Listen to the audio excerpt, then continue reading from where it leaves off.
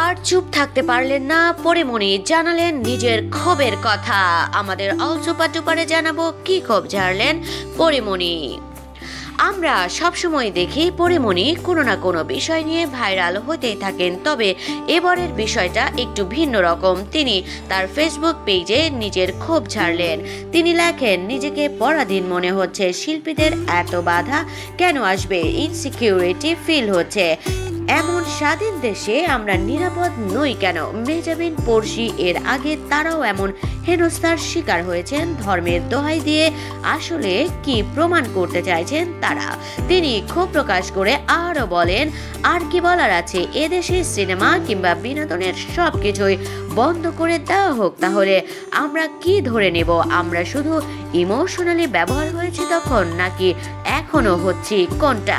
শিল্পীদের প্রতি এমন আচরণের জন্য সবাইকে দায়ভার নিতে হবে বলেও মন্তব্য করেন চিত্রনায়িকা। আসলে এত ক্ষোভ প্রকাশ করার কারণ কি, এবার সেটা একটু জানা যাক।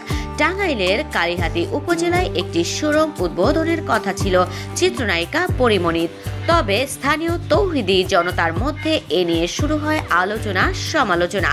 হেফাজতে ইসলাম সহ বেশ কিছু স্থানীয় সংগঠন পরিমণির আগমন ঠেকানোর জন্য প্রচারণা শুরু করে। এক পর্যায়ে চাপের মুখে শোরুমের মালিক মীর মাসুদ রানা উদ্বোধনী অনুষ্ঠানে স্থগিত করতে বাধ্য হন।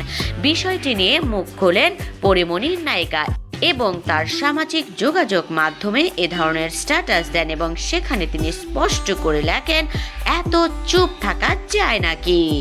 প্রিয় ভিউয়ার্স, আপনারা কি মনে করেন বাংলাদেশের বর্তমান পরিস্থিতি নিয়ে এবং বিনোদন নিয়ে আমাদের কমেন্ট বক্সে জানিয়ে দিন। সবাই ভালো থাকবেন, সুস্থ থাকবেন, অল সুপার ডুপারের সঙ্গেই থাকবেন।